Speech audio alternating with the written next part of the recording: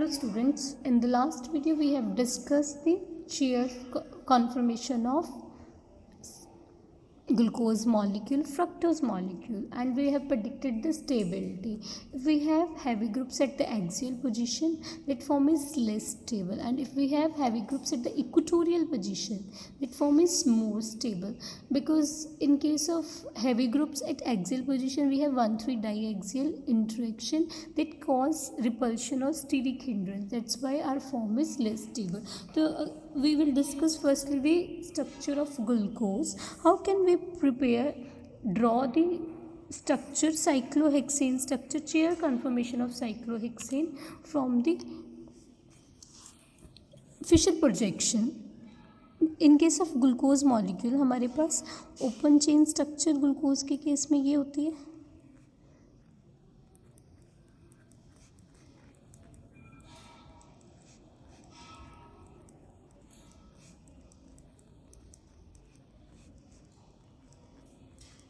Close chain structure में हमारे पास this carbon anomeric carbon form hemiacetal with the fifth OH of fifth carbon. That is, if we have alpha form, we have this structure.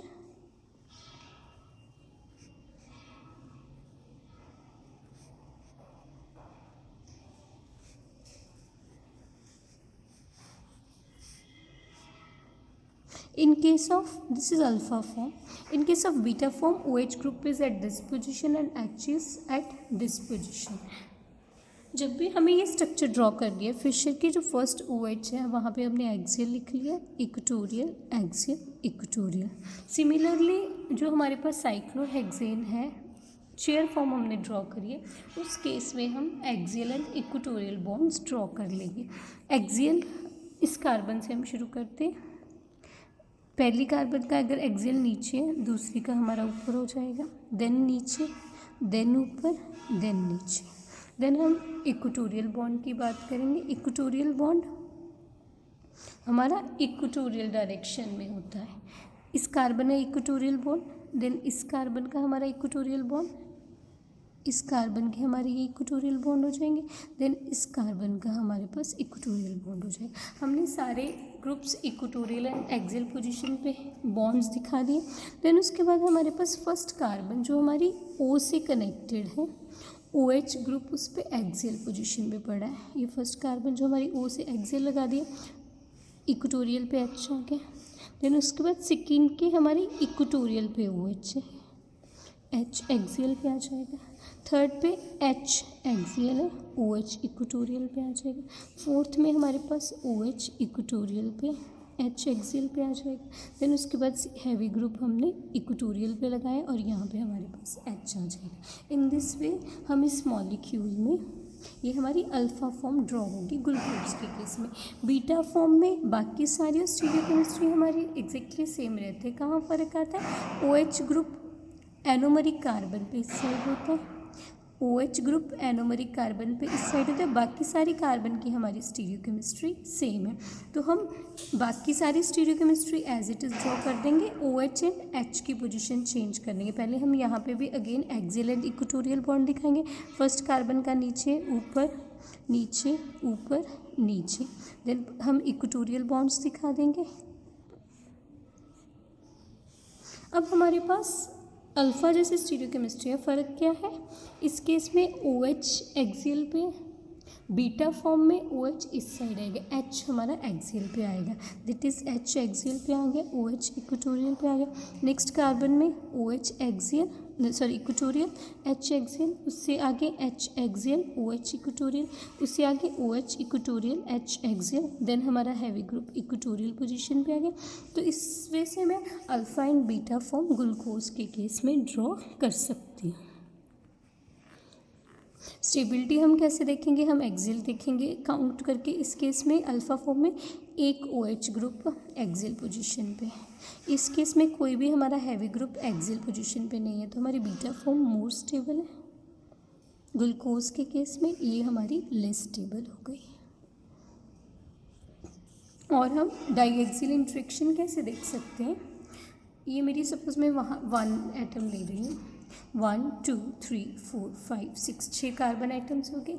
अगर आप axial bond देखो जो मेरी axis के around है, इस डायरेक्शन में, इस प्लेन के परपेंडिकुलर डायरेक्शन में, ये मेरे 1 3 5 डाई एक्सियल बॉन्ड है। अगर सपोज यहाँ पे हैवी ग्रुप हो तो मेरी रिपल्शन होगी, जबकि इक्वेटोरियल बॉन्ड्स के जो डायरेक्शन है दो अलग अलग डायरेक्शन में है, अलग अलग प्लेन में, तो उस केस में रिपल्शन कम होगी। अगर हैवी ग्रुप्स मेरी एक्सियल पोजीशन पे, रिपल्शन ज़्यादा होगी। हैवी ग्रुप्स मेरे इक्वेटोरियल पोजीशन पे है, ये जो ड्रॉ कर रहे हैं हम, तो मेरे पास उस केस में रिपल्शन कम होगी। आप इसका 2 कार्बन का ही देखिए, मेरे पास ये बॉन्ड इक्वेटोरियल है, ये बॉन्ड इक्वेटोरियल, ये सबकी डायरेक्शन अलग अलग जा रही है, तो रिपल्शन कम होगी।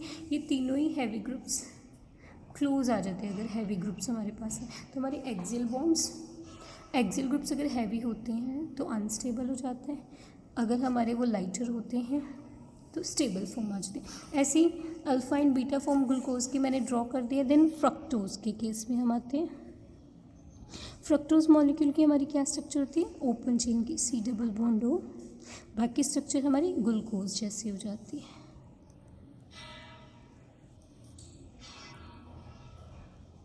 Total we have 6 carbon. Close chain में हमारे पास फ्रक्टोज के केस में सेकेंड कार्बन एनोमरिक होती है। सेकेंड कार्बन 6 के OH के साथ हेमीकीटल फॉर्म बनाती है। तो मेरे पास हेमीकीटल फॉर्म की क्या स्ट्रक्चर है, अगर मेरे पास ये अल्फ़ा फॉर्म है, OH मेरे पास इस साइड आ जाएगा, इस साइड CH2OH ग्रुप आ गया, और यहाँ पे मेरे पास O के साथ बॉन्ड आ गया 6 कार्बन का। बाकी मॉलिक्यूल हम एज इट इज़ ड्रॉ कर देते हैं।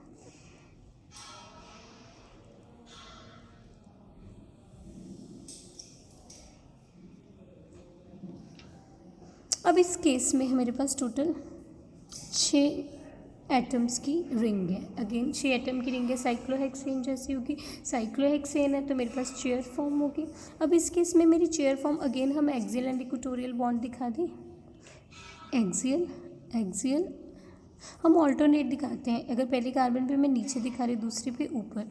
अगर आप ये स्ट्रक्चर देखो, ये मेरे पास एक्सियल बॉन्ड है ग्रीन, इस एंगल से देख लो चाहे आप इस एंगल से देख लो। ये पहली कार्बन मैं ले रही हूँ ऊपर साइड है, दूसरी कार्बन का नीचे साइड, तीसरी कार्बन का ऊपर साइड, चौथी कार्बन का नीचे साइड, पांचवी कार्बन का ऊपर साइड, छठी कार्बन का नीचे साइड। तो मेरे जो एक्सियल बॉन्ड है ऑल्टरनेट दिखाते हैं। पहले के अगर नीचे डायरेक्शन दिखा रही हूँ, फिर ऊपर, फिर नीचे, फिर ऊपर, फिर नीचे। इक्वेटोरियल मेरे इस डायरेक्शन में हो जाएंगे। ऐसे यहाँ पे अगर मैं फर्स्ट कार्बन का एक्सियल ये दिखा रही हूँ, सेकेंड का मेरा नीचे हो जाएगा, फिर ऊपर हो जाएगा, फिर नीचे हो जाएगा, फिर ऊपर हो जाएगा। इक्वेटोरियल बॉन्ड मेरे ऐसे आ जाएंगे। अब मेरे पास यहाँ पे मैं फ्लिप वाली स्ट्रक्चर दिखा रही हूँ, अल्फ़ा या बीटा फॉर्म की। ये मैंने अल्फ़ा फॉर्म ड्रॉ करी है ना, OH मेरा राइट हैंड साइड है, तो अल्फ़ा मेरे पास जो फॉर्म है फ्रक्टोज के केस में, उसकी मैंने ये C1 फॉर्म और ये IC इन्वर्टेड चेयर, ये मेरी चेयर सीधी है और ये मेरी इन्वर्टेड चेयर आ जाएगी, है दोनों अल्फ़ा। सिमिलर लाइंस पे आप बीटा भी ड्रॉ कर सकते हैं इजीली। अब मेरे पास जो एटम ऑक्सीजन के साथ है उस पर OH एंड CH2OH ग्रुप लगा है। OH लगा हुआ है मेरा नीचे की तरफ। अगेन हम एक्सियल इक्वेटोरियल यहाँ पे दिखा लेंगे। अब इस केस में मेरे पास OH एक्सियल पोजीशन पे आ रहा है। OH ग्रुप जो मेरा एक्सियल पोजीशन पे आ रहा है, तो मेरे पास क्या आ जाएगा, OH यहाँ पे आ गया, CH2OH मेरे पास यहाँ पे आ जाएगा। देन उसके बाद अगली का उसमें H मेरा इक्वेटोरियल है, OH मेरा एक्सियल आ जाएगा। उससे आगे OH अगेन मेरा एक्सियल आ गया, H मेरा इक्वेटोरियल आ गया। उसके आगे OH मेरा इक्वेटोरियल आ गया, H, और अगली कार्बन पे दोनों हाइड्रोजन है। तो ये मेरे पास चेयर फॉर्म है अल्फ़ा फ्रक्टोज मॉलिक्यूल की। अल्फ़ा फ्रक्टोपायरोज मॉलिक्यूल हो गया बिकॉज मेरी 6 मेंबर रिंग है। इन्वर्टेड चेयर में मेरे पास क्या होता है, ये वाला एटम नीचे हो जाता है, ये वाला ऊपर हो जाता है, और जितने मेरे यहाँ पे एक्सियल बॉन्ड्स थे वो इक्वेटोरियल बन जाते हैं, इक्वेटोरियल मेरे एक्सियल बन जाते हैं। अगर मैं इस फॉर्म में देखूँगी, मेरे पास 1 2 3 OH ग्रुप्स एक्सियल पोजीशन पे आ रहे, हैवी ग्रुप्स एक्सियल पोजीशन पे आ रहे, तो मेरी वो फॉर्म अनस्टेबल होती है। इसकी इन्वर्टेड चेयर हम कैसे ड्रॉ करेंगे? मेरी रिंग की फ्लिपिंग होगी। रिंग की जब फ्लिपिंग होती है तो ये जो मेरा इक्वेटोरियल था एक्सियल पोजीशन पे चला जाएगा और ये मेरा इक्वेटोरियल पे आ जाएगा। दैट मीन्स ये ऑक्सीजन के साथ ये कार्बन थी ना, ये मेरी दिखा रही हैं हम। CH2 यहाँ इक्वेटोरियल पे था, CH2OH यहाँ पे एक्सियल में आ गया। OH मेरा इक्वेटोरियल में आ गया। नेक्स्ट कार्बन में H मेरा एक्सियल पे था, सॉरी इक्वेटोरियल पे था। H मेरा एक्सियल में आ गया, OH मेरा इक्वेटोरियल पे। नेक्स्ट में अगेन H मेरा एक्सियल में था, OH इक्वेटोरियल पे आ गया, H मेरा एक्सियल पे आ गया। देन उसके बाद OH इक्वेटोरियल पे था, OH एक्सियल में आ जाएगा, H इक्वेटोरियल पे आ जाएगा। यहाँ पे दोनों ही H है। अगर मेरे पास इस अल्फ़ा फॉर्म में इन्वर्टेड चेयर कॉन्फर्मेशन आती है तो उस केस में मेरे पास एक CH2OH ग्रुप और एक OH ग्रुप। इस केस में 3 OH ग्रुप थे, इस केस में एक CH2OH और एक OH ग्रुप हमारे पास एक्सियल पोजीशन पे आ जाएगा। सिमिलर लाइंस पे मैं बीटा फॉर्म भी ड्रॉ कर सकती हूँ। बीटा में क्या फ़र्क होएगा, बाकी सारी स्ट्रक्चर्स मेरी ऐसी होंगी, इन दोनों कार्बन का फ़र्क होएगा। OH मेरा इस साइड आएगा, CH2OH मेरा इस साइड आएगा। अगर मैं चेयर फॉर्म बना रही हूँ तो मेरे पास CH2OH एक्सियल पोजीशन पे आ जाएगा। But inverted chair conformation beta के केस में मेरे पास क्या हो जाएगा, CH2 मेरा एक्सियल की उसमें हो जाएगा। तो इस तरह मैं सारी स्ट्रक्चर्स ड्रॉ कर पाऊँगी। मेरे को अल्फ़ा फॉर्म ड्रॉ करनी आ गई चेयर एंड इन्वर्टेड चेयर में। बीटा फॉर्म भी सारी मेरी कार्बन की स्टीरियोकेमिस्ट्री एग्जैक्टली सेम होगी, एक्सेप्ट मेरा ये वाली कार्बन का फ़र्क होगा। इनके दोनों ग्रुप्स में पोजीशन चेंज होगी बिकॉज उस केस में मेरे पास OH एंड CH2 ग्रुप्स आपस में एक्सचेंज होते हैं। तो इन दिस वे मैं प्रेडिक्ट कर सकती हूँ कैसे स्ट्रक्चर ड्रॉ होएगी। देन उनके number of axial and equatorial groups count करके मैं उनकी स्टेबिलिटी के बारे में बता सकती हूँ। देन हमारे पास राइबोज एंड डीऑक्सीराइबोज शुगर हैं, उनकी structure ribose and deoxyribose molecule.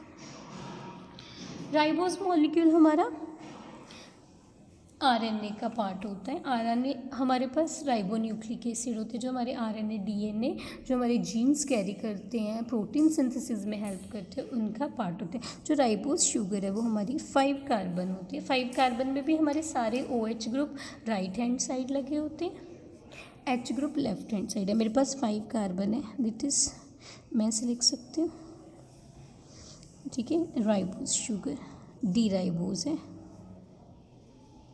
मेरे पास पहली कार्बन पे एल्डिहाइड हो गया, एल्डोज फॉर्म है।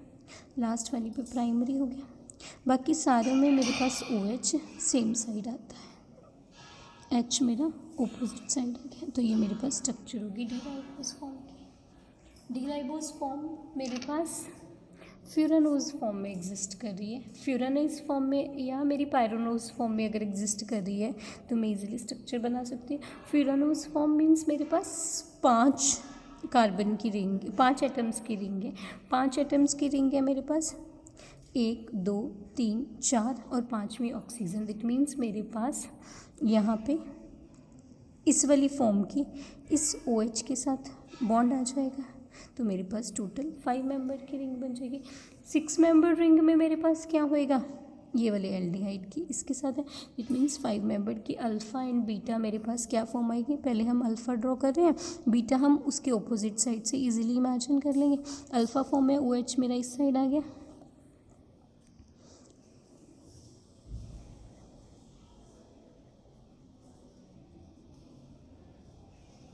फ्यूरानोज फॉर्म बना रहे तो 4th कार्बन के साथ मेरे पास आ जाएगा। ये मॉलिक्यूल मेरा ऐसे आ जाएगा। फ्यूरानोज फॉर्म है, 5 मेंबर रिंग है, दैट मीन्स हम ऐसे दिखा दें।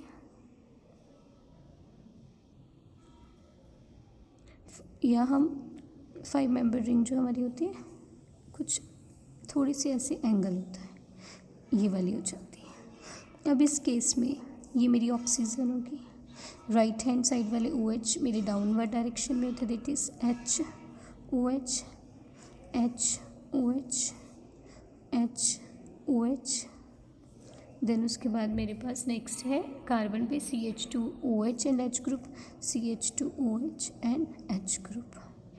ये मेरी अल्फ़ा फॉर्म होगी। बीटा के केस में ये वाली कार्बन की स्टीरियोकेमिस्ट्री डिफरेंट होएगी, बाकी सारी फॉर्म्स सेम होगी। तो ये मेरे पास alpha D ribofuranose form होगी। सिमिलर लाइन पे मैं पायरानोज फॉर्म ड्रॉ कर सकती हूँ। पायरानोज के केस में हमारे पास क्या होगा, पहले हमें जब भी ड्रॉ करनी है ओपन चेन फॉर्म हमें ड्रॉ हो पास में, तो हमारे लिए इजी हो जाता है फॉर्म ड्रॉ करनी। मेरे पास साइक्लिक रिंग क्या बनी, अल्फ़ा फॉर्म हम अगेन ड्रॉ कर रहे हैं।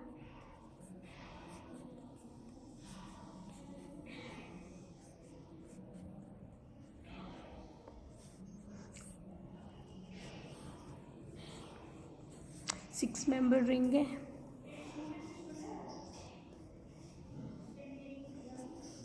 अब इस केस में अगेन राइट हैंड साइड वाले OH ग्रुप्स नीचे आ जाएंगे, ऊपर H आ जाएगा।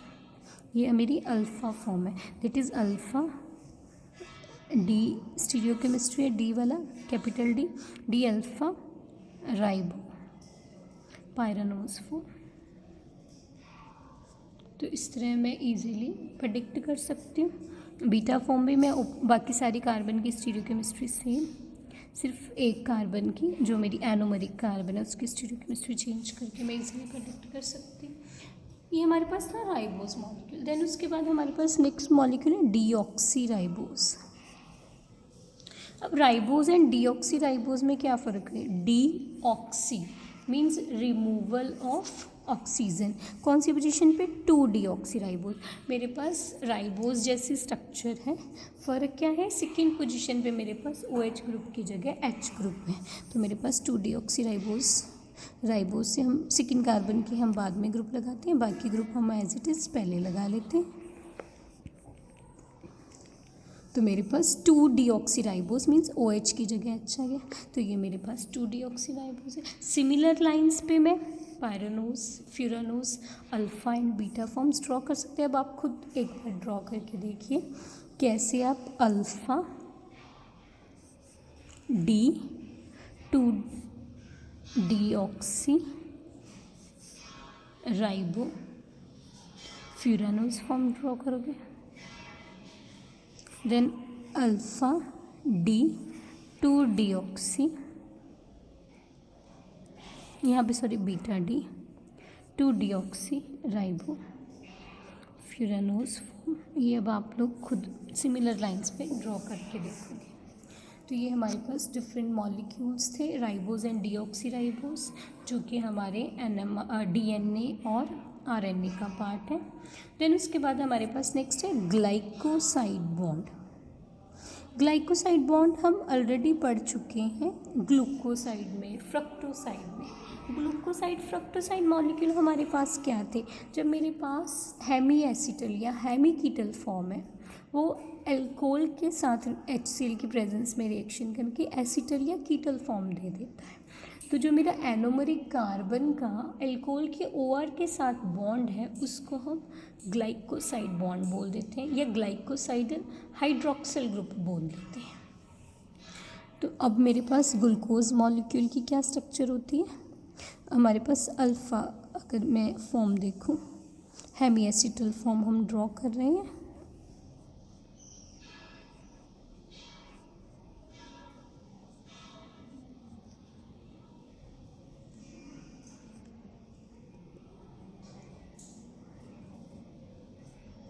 ये मेरी हेमी एसिटल फॉर्म है।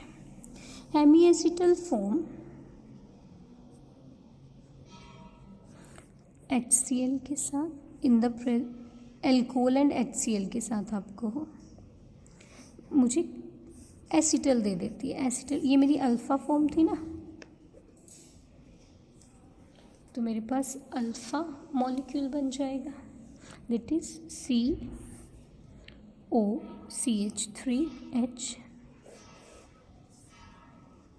बाकी मॉलिक्यूल एज इट इज़।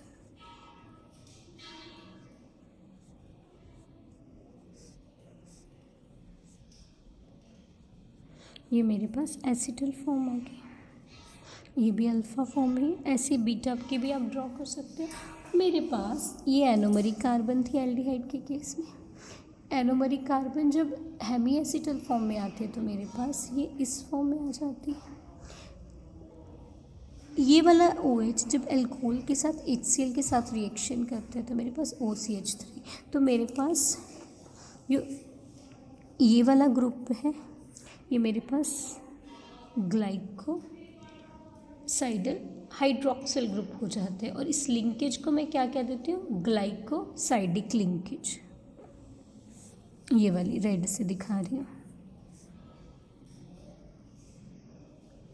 इस केस में मेरे पास ये वाला OH एल्कोहल के साथ, तो ये मेरे पास ग्लाइकोसाइडिक लिंकेज आ गया। और ये वाला जो मेरा ग्रुप है वो क्या हो जाएगा, ग्लाइकोसाइडिक हाइड्रोक्सिल ग्रुप। अगर मेरे पास कोई भी कार्बोहाइड्रेट मॉलिक्यूल हो उस केस में मेरे पास एनोमरिक कार्बन वाला OH ग्लाइकोसाइडिक हाइड्रोक्सिल ग्रुप हो जाएगा, और एनोमरिक कार्बन का एल्कोहल के साथ बॉन्ड ग्लाइकोसाइडिक लिंकेज होएगा, और इस मॉलिक्यूल को हम क्या कह देते हैं, ग्लाइकोसाइड। बट अगर मेरे पास कार्बोहाइड्रेट पर्टिकुलर आ जाए, ग्लूकोज आ जाए, तो वहाँ पे मेरा बॉन्ड हो जाएगा ग्लूकोसाइड। फ्रक्टोज आ जाए, फ्रक्टोसाइड। तो अब हमारे पास यहाँ पे एक क्वेश्चन है, what is the difference between glycoside and glucoside. Glucoside में मेरे पास एनोमरिक कार्बन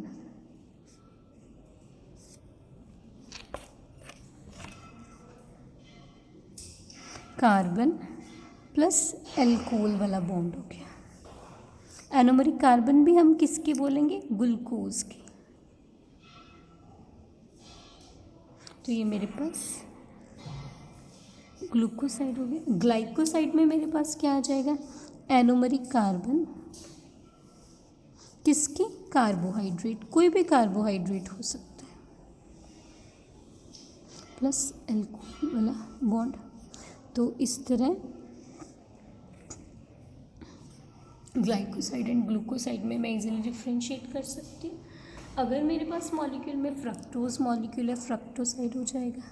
मैनोज मॉलिक्यूल है, मैनोसाइड हो जाएगा। पायरोनोज फॉर्म है तो मेरे पास पायरेनोसाइड हो जाएगा। फ्यूरानोज फॉर्म है तो मेरे पास फ्यूरानोसाइड हो जाएगा। तो इस तरह में जो भी मेरे पास कार्बोहाइड्रेट जिस फॉर्म में पड़ी है उसके अकॉर्डिंग मेरे पास इसका नेम हो जाएगा। ग्लूकोसाइड मेरा तभी नेम होएगा जब मेरे पास ग्लूकोज मॉलिक्यूल का जिक्र होएगा, अदरवाइज बाकी सब एल्कोहल के लिए मेरे पास ग्लाइकोसाइड हो जाएगा। जो ग्लाइकोसाइड्स मॉलिक्यूल्स हैं, ग्लाइकोसाइड्स हैं, वो बेसिक कंडीशन में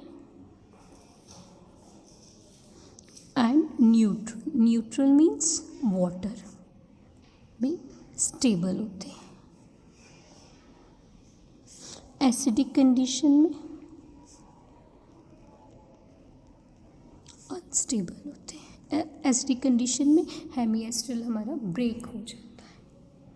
तो ये मेरी ग्लाइकोसाइड बॉन्ड की प्रॉपर्टीज़ होगी। अब ये मॉलिक्यूल बेसिक कंडीशन है, न्यूट्रल में स्टेबल है, हेमी एसिटल फॉर्म।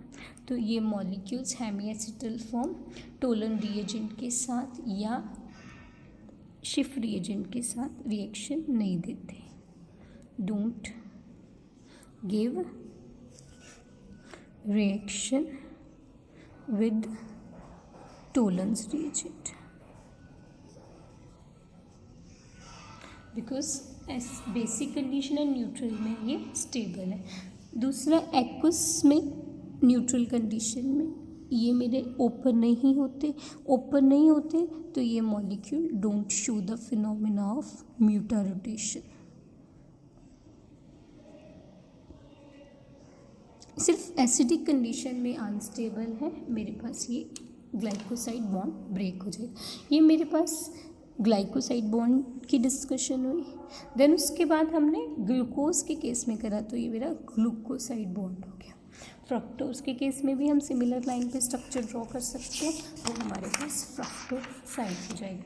फ्रक्टोज के केस में हमारे पास सबसे पहले 6 मेंबर्ड अगर रिंग है तो मेरी साइक्लिक फॉर्म क्या बनेगी, हेमी एसिटल फॉर्म क्या बनेगी, CH अल्फ़ा फॉर्म हम ड्रॉ कर रहे हैं।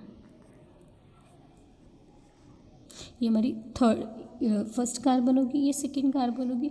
थर्ड कार्बन में हमारे पास H और OH आ जाते हैं, फोर्थ में OH H, फिफ्थ में हम 6 मेंबर पैरानोज फॉर्म बना रहे हैं, तो 6 carbon with second carbon. In case of fructose ये मेरी अल्फ़ा फॉर्म है, अल्फ़ा फ्रक्टो पायरानोज फॉर्म है।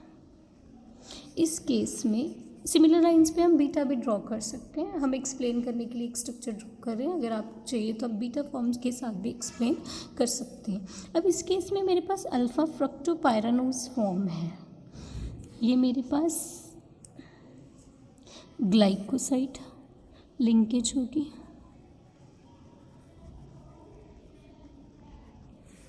और ये मेरा ग्लाइकोसाइड हाइड्रोक्सिल ग्रुप हो गया। ये मॉलिक्यूल एल्कोहल के साथ in the presence of HCl gas हमारे पास क्रॉसपॉन्डिंग, ये कीटल फॉर्म थी, हेमीकीटल कीटल फॉर्म बन जाएगी। दैट इज़ हमारे पास COCH3, ये मेरे पास ग्लाइकोसाइड हो गया। हमेशा एनोमरिक कार्बन की हम बात करें, एनोमरिक कार्बन का एल्कोहल के साथ बॉन्ड, अगेन ये अल्फा के साथ हमारे पास बन रहा है।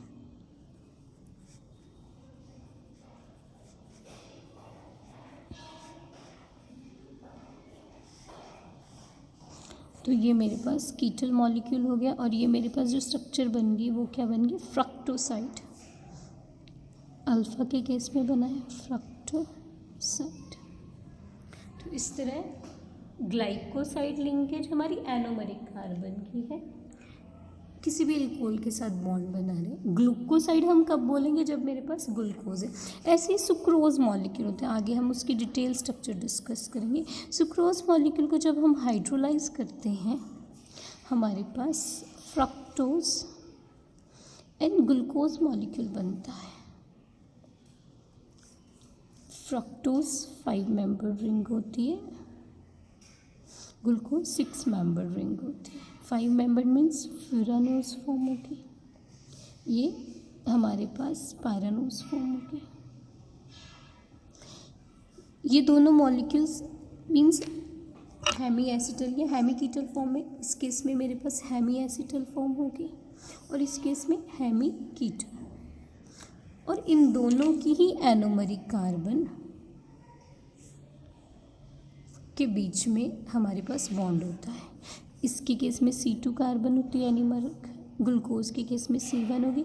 इट मीन्स C1 C2, एक तो हेमी एसिटल में ये कार्बन बॉन्ड बना देते हैं, अभी हम आगे डिटेल स्ट्रक्चर करेंगे। एंड साथ में दोनों आपस में ग्लूकोज के केस में अल्फ़ा फॉर्म होती है, और इस केस में बीटा फॉर्म होती है। आगे हम इनकी स्ट्रक्चर ड्रॉ करेंगे जब हम डाइसेक्राइड डिस्कस करेंगे। तो इस तरह जो मेरे पास यहाँ पे भी ये जो बॉन्ड है, जहाँ पे मेरे पास एनोमरिक कार्बन दूसरे की एनोमरिक कार्बन के साथ ऑक्सीजन C बॉन्ड बनाती है, ईथर टाइप बॉन्ड है, जिसको इनके केस में एनोमरिक कार्बन का अल्कोहल के साथ या किसी भी OH ग्रुप के साथ बॉन्ड को हम क्या क्या देते हैं, ग्लाइकोसाइड। तो हमारे सुक्रोज मॉलिक्यूल में भी ग्लाइकोसाइड बॉन्ड होते हैं। ग्लाइकोसाइड हमारा एनोमरिक कार्बन का किसी भी एल्कोहल ग्रुप OR के साथ बॉन्ड हो जाता है, बट अगर मेरी शुगर ग्लूकोज है तो हम उस मॉलिक्यूल को ग्लूकोसाइड बोल देते हैं। ऐसे जो भी हमने यहाँ पे स्ट्रक्चर्स ड्रॉ करी हैं, फ्रक्टोसाइड, ग्लूकोसाइड, मैनोसाइड, मैंने यहाँ पे projection formula Fischer projection draw करी है। आप सिमिलर लाइंस पे साइक्लोहेक्सेन चेयर कन्फर्मेशन, हमें बेसिक ग्लूकोज एंड फ्रक्टोज में चेयर कन्फर्मेशन ड्रॉ करनी आ गई है, हमें axial and equatorial bond present करने आ गए। अब वहाँ पे अगर मेरे पास OH ग्रुप है तो मैं OH लगा दूँगी, अगर मेरा इक्वेटोरियल पे OH है, बीटा फॉर्म है, तो OH मेरा जैसे भी आएगा एक्सियल इक्वेटोरियल है। हम जब भी ग्लूकोज फ्रक्टोज से शुरू करेंगे यहाँ पे लिख लेंगे एक्सियल इक्वेटोरियल, तो इससे मेरे पास साइक्लोहेक्सेन चेन ड्रॉ करनी ईजी हो जाती है। देन उसके बाद हमारे पास नेक्स्ट है ईथर्स। ईथर्स मॉलिक्यूल क्या होते हैं, जहाँ पे मेरे पास कार्बन ऑक्सीजन कार्बन लिंकेज होते हैं और ये मॉलिक्यूल एसिडिक कंडीशन में स्टेबल होते हैं। ग्लाइकोसाइड की केस में करें, वहाँ पे मेरे कार्बन ऑक्सीजन कार्बन लिंकेज थे, हमने कहा ना COCH3 carbon oxygen carbon linkage है। But ethers and glycoside bond में क्या फ़र्क आ गया, ये एसिडिक कंडीशन में अनस्टेबल हो जाते हैं हमारे। अब मेरे पास कोई भी शुगर मॉलिक्यूल है, सपोज ग्लूकोज मॉलिक्यूल है, उस केस में अगर हम ईथर बनाएंगे, हम ग्लूकोज या फ्रक्टोज एक एग्जाम्पल लेके ड्रॉ कर लेते हैं। बाकी केसेस में कि हम अगर हमें बेसिक स्ट्रक्चर आती है तो हम इजीली प्रेडिक्ट कर सकते हैं। अब मेरे पास एक रिएक्शन थी हमने करी, ग्लूकोज मॉलिक्यूल है, ये हमारा हेमी एसिटल फॉर्म में था। जब हमने ग्लूकोज की 6 मेंबर स्ट्रक्चर प्रेडिक्ट करी थी तो हेमी एसिटल फॉर्म को हमने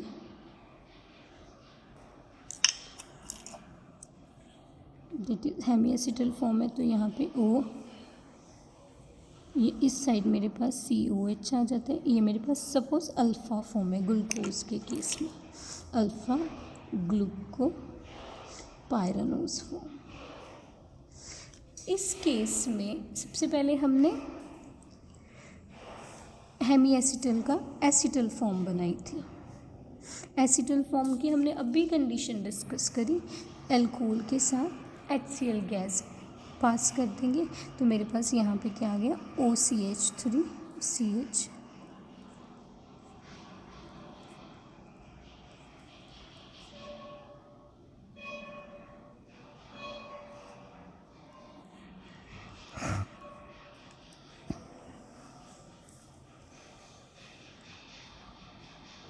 हेमी एसिटल फॉर्म से मेरी एसिटल फॉर्म आ गई।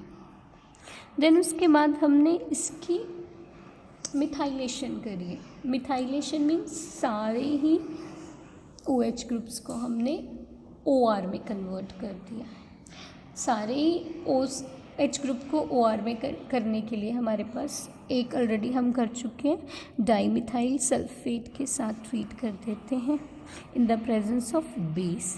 बेस क्या करेगा, OH ग्रुप को एल्कोक्साइड O नेगेटिव Na में कन्वर्ट कर देगा। बेस का हमारे पास क्या फंक्शन होता है, जनरल रिएक्शन हम दिखाएं, एल्कोहल को बेस के साथ अगर हम ट्रीट करते हैं मेरे पास एल्कोक्साइड बन जाता है। इस एल्कोक्साइड की जब मैं डाईमिथाइल सल्फेट के साथ रिएक्शन करूँगी तो मेरे पास इजीली RCOH3 ग्रुप बन जाता है। बेस के साथ करा, हर OH का O नेगेटिव बन गया, साथ में डाईमिथाइल सल्फेट के साथ क्रॉसबॉन्डिंग OCH3, तो ये जितने भी मेरे OH हैं सारे OCH3 ईथर लिंकेज में कन्वर्ट हो जाएंगे।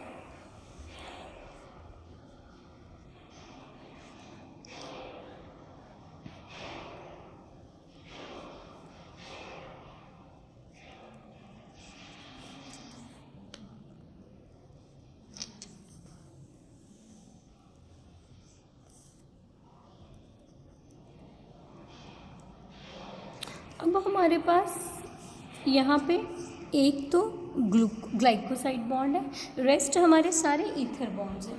अगेन हमने कहा एसिडिक कंडीशन में ग्लाइकोसाइड बॉन्ड हमारा ब्रेक हो जाता है। इस मॉलिक्यूल को अगर मैं HCl के साथ ट्रीट करूँ मेरी रिंग ओपनिंग हो जाएगी, यहाँ पे OH एल्डिहाइड ग्रुप आ जाएगा।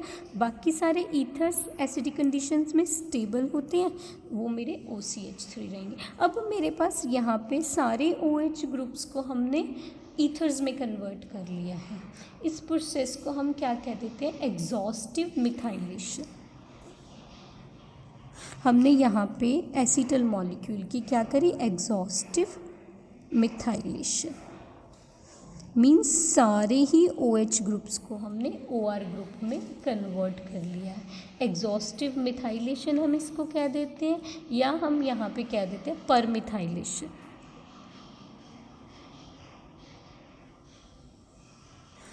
इस टर्म का क्या मीनिंग है, एग्जॉस्ट वर्ड का मीनिंग होता है एग्जॉस्ट हो गया, पूरा सैचुरेटेड हो गया। यहाँ पे पूरा सैचुरेशन मीन सारे OH ग्रुप मेरे OCH3 में कन्वर्ट हो गए। तो इस फिनोमिनन को, इस प्रोसेस को हम क्या कह देते हैं? Exhaustive methylation. Formation of ethers के बाद हमारे पास है फॉर्मेशन ऑफ एस्टर्स। एस्टर्स हमारे पास कैसे बनते हैं?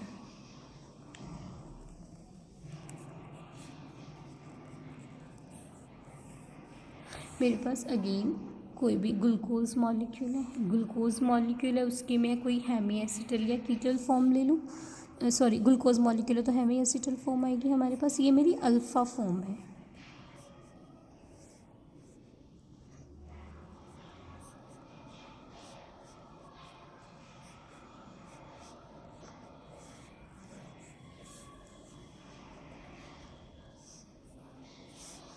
अब OH को मैंने एस्टर में कन्वर्ट करना है तो हम एस्टिक एनहाइड्राइड के साथ इसे ट्रीट कर सकते हैं in the presence of pyridine, क्योंकि यहाँ पे मेरे पास जो बाय प्रोडक्ट है एसिटिक एसिड बनेगा, पिरिडिन के साथ वो न्यूट्रलाइज हो जाएगा और मेरी रिएक्शन को फॉरवर्ड डायरेक्शन में कैरी करता रहेगा। जब मैं इस मॉलिक्यूल की एसिटाइलेशन करती हूँ, मेरे पास 5 OH ग्रुप है तो मेरे पास पेंटा एसीटेट मॉलिक्यूल बन जाएगा। क्या स्ट्रक्चर आ जाएगी? OC double bond OCH3। ये मैंने फिशर प्रोजेक्शन के साथ ड्रॉ करा है। आप इसको चेयर फॉर्म में भी कर सकते हो ड्रॉ। जो भी हमने स्टार्टिंग ले ली उसके अकॉर्डिंग हम कैसे भी कर सकते, कोई इशू नहीं है।